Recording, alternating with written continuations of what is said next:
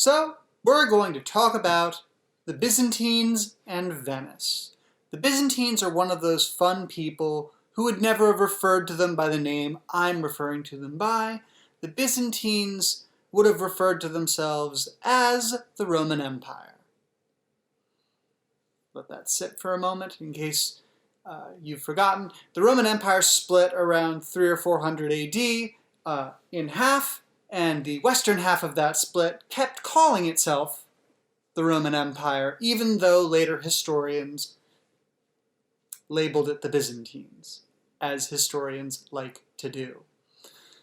So you can imagine that the people who have a pretty much unbroken line from the Roman Empire, they are the Roman Empire, have a bit of a overbearing confidence, let's put it that way. And in the time period we're talking about, which is shortly after the Venetians split from the Carolingian Empire due to its infighting, the Byzantines occupy the core territory of what is now modern-day Turkey. That landmass in that area is called Anatolia. And the Byzantines are doing very well for themselves. They've got a great geographic position near the Black Sea and control access to the Black Sea. This gives them very nice trade routes that the Venetians are always quite interested in. And because they are in fact the Roman Empire, they have a lot of money and a lot of men.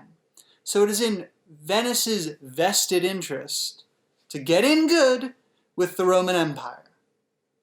From their perspective, to keep things straight, I'm just going to say Byzantine because old habits die hard. What can you do?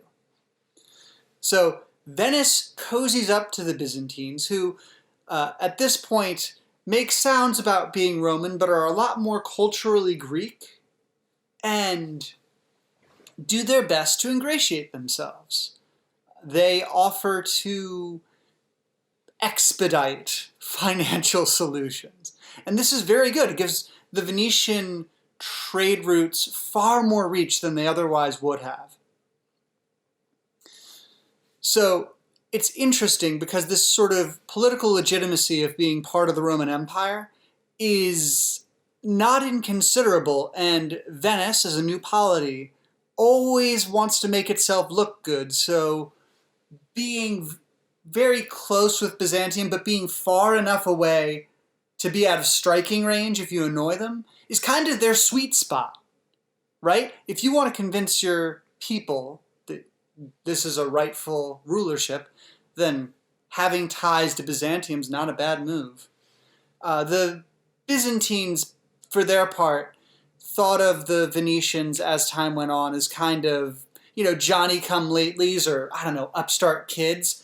Basically all the tricks that the Venetians would say make them uniquely Venetian, like, building a city in the middle of the lagoon, on the water, and in the water. Boy, aren't we special. A Byzantine observer might say, well, we know that trick too. You're not special. I'm thinking here of the harbor in the former Byzantine city of Ravenna in Italy, which used that exact same technique.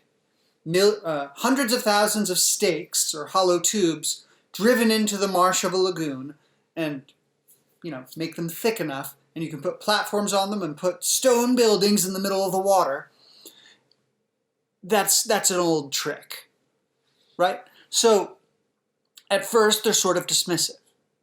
But as the lines harden and we get more and more into